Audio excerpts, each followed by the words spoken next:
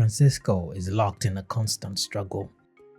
Working hard to provide for a family of 7, he cultivates his plot of land, diversifying his crop into maize, tobacco, groundnuts, and soya bean.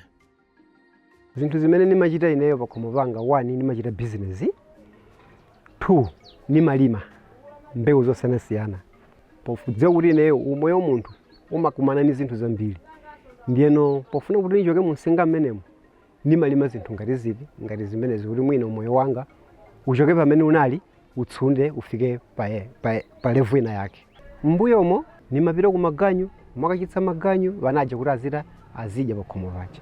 Umoyo wako unali wote mmenemo basi nipiteko ukachite ganyu nibwereko basi nitengeko kaya nkhuni nikagulitse basi kandama numakapeza.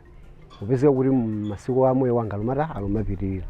Nestled away in Kanyindula village in Mchinji district, Francisco labors to help his family to break through the poverty line and no longer be counted among the poor. But what is poverty and what does it look like? Can it be seen in an individual, a home, or a community?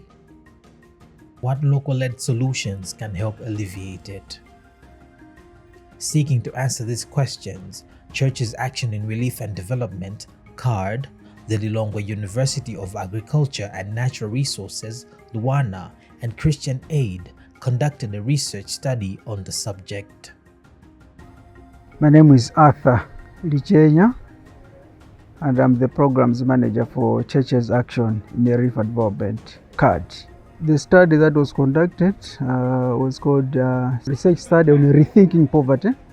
Poverty has many definitions drawn from different perspectives. Professor Innocent Pangapanga is the director at the Center for Agricultural Research and Development, the research arm of Luana. What is Luana's definition of poverty? So one of the main objectives of the Center for Agricultural Research and Development, it goes by its name. We conduct research in areas of agriculture, rural development, food security, livelihoods, environment, as well as natural resource. In the spirit of agri-food systems now, the center is very pivotal in conducting research that will inform decision-making as well as programming in most of the national initiatives. As a center for research and also as an academic client center, we would define poverty from 2 schools of thought. One, we adopt the World Bank definition, where we look at poverty from the consumption, from the income point of view. Those households that are not able to meet the minimum for them to survive in a year, according to the National Statistical Office poverty lines, we would call that person poor. However, we would still go for the United Nations definition in terms of dimension of poverty, where we're looking at the deprivations that either an individual, a household, as well as a community they may have.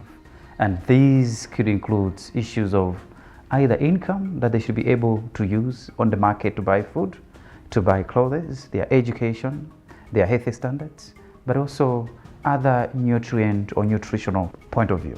Zikomo kwambiri alendo athu takulandirani kuno ni manja awiri. Understanding poverty requires a holistic approach that considers the lived realities, aspirations, and challenges faced by the poor. When he is not tending to his field, Francisco serves as the chairperson of the Tikondane Focus Group in Traditional Authority Mavwele Mchinji district. The group is a local platform for members of the community to share knowledge, save money, and access loans, activities which are geared towards helping each member move out of poverty. What is Francisco's view on poverty at an individual level? Kuti munthu uyuyu ni mphai amadzikira ni zovala. Zovala zimakhaza zakuda zadokodoko komanso zong'ambika. Munthu moyo wake umakhovulika opemphetsa. Apiteko akalimitse, apiteko akapemphe, apiteko akalimitse, ndipo amadzika kuti munthu uyuyu ni wosauka. In Chulu village, Fortunate Kamwaza spends time with her husband as they discuss the latest affairs of their home. Fortunate is the secretary for Tikondane Focus Group. With a home to take care of and mouths to feed, Fortunate, along with her husband, is determined to raise her family out of lack and move it into prosperity. Having managed a home for years, she has a firm grasp on the indicators of poverty in a household. Pakhomo bone uri palumphawi pamakhala zizindikiro ngati kanyumba kamakhala kosalongosoka kati ziwiya timakhala limbwetete ana pamene pajapo amakhala ovala zosalongosoka tuzovala ng'ambika thupi lawo lonyenchera komanso amakhala ana omvetsetsa kamaona lokono tsitsi kumene losameta ndiyo makilono takoma pano pamavuto alipo amakhala okhumata osamasuka chifukwa amakhalanso ausalidwa na anthu ena pamene iwo aonekera.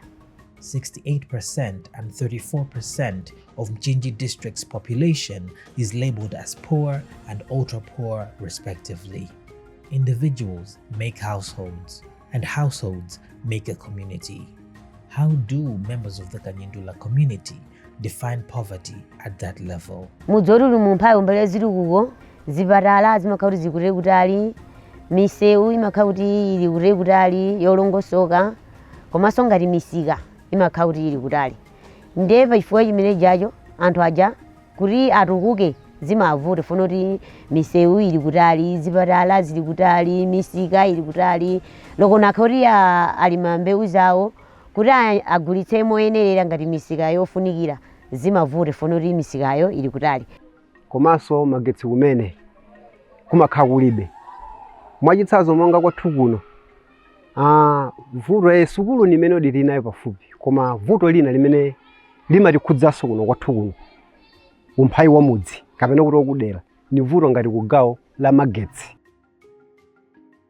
Deep in the heart of Lilongwe, the capital city, Kingsley Makioni serves as the interim country director for Christian Aid and implementing partner of the Rethinking Poverty research study. Makioni shares insights on the power dynamics that perpetuate poverty within a community. Based on the study we conducted, some of the power dynamics that may perpetuate poverty in the communities are issues of like leadership, where you have leadership that lacks vision, that would perpetuate poverty in a community. At times when you also have the political interference in areas where decisions are made for things that would benefit the community, and maybe there are some political interference favoring those that are affiliated to a particular party, that can seem to be one of the power dynamics that would sustain poverty in the rural areas. Apart from that, we also noted that the issues to do with the corruption, maybe some people having more advantages compared to the other, that's also an area that would perpetuate poverty in the areas. It is clear that poverty manifests in different ways and is defined differently from person to person. But does it matter how one defines poverty? We found that to be important because it actually gives you an opportunity to design either interventions or development activities suited and tailor-made for different needs and at different levels. So if you understand that, you'll be able to know to say, okay, in this case, if we are looking at development initiatives at a community level, what exactly should we basically target on? If it's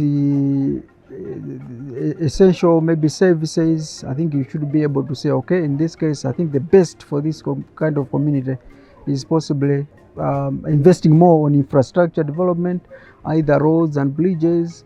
No, in this case, if you are looking at the household level, possibly in this case, it makes much more sense to invest much more on food security initiatives or activities that actually address income security. So if you look at it in that way, I think you should be able to come up with the clear interventions that actually can alleviate people out of poverty. But at the same time, it also gives the people themselves an understanding of what poverty means to them, and when you sit down with them, come up with those interventions, they should be able to understand, know their role, and at the end of the day, that can help in terms of achieving the objective of what, in particular, either a project or an intervention that you are working with the people on. Here, context matter. So since the context matter, what we saw is they are doing homestead gardening.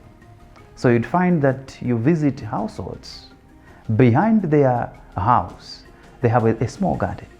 In that garden, they are cultivating not only vegetables, some of them even moving forward to have other cereal crops that they can be able to irrigate using a very small scale water that is available somewhere there, water resources. So the homestead garden is one of the strategies that they're using in order to move out of poverty, given the definition that, according to them, poverty is lack of food. A shift in mindset is essential in the quest to alleviate poverty. For people to get out of poverty, the first thing is they must start believing in themselves. They have to believe in themselves to believe that they can actually move out of poverty. They don't have to continue living in a hopelessness kind of situation.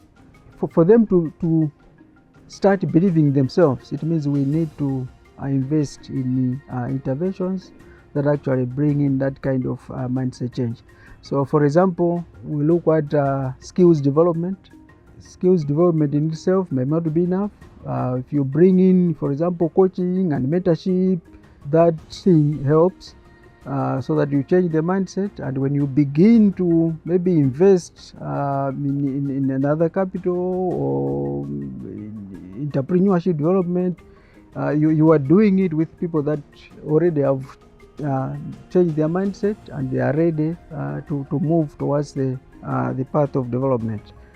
The other thing is the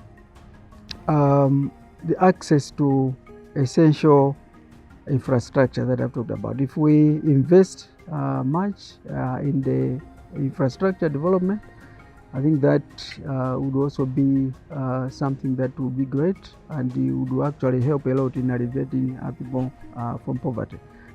This infrastructure development also goes hand in hand with access, promoting access to markets.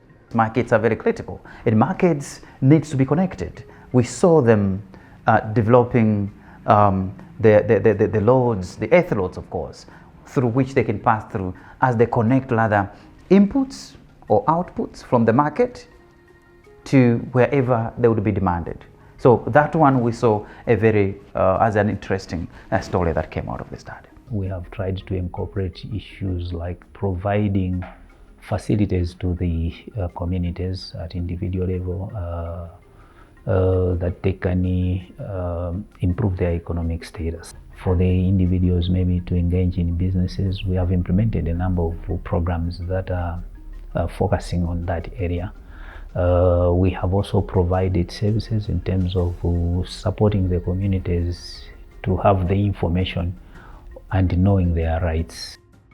Whether poverty is seen in the appearance of a person, the quality of their home, a family's overall health, or a community's lack of access to infrastructure and services, it is important to tailor solutions to specific situations.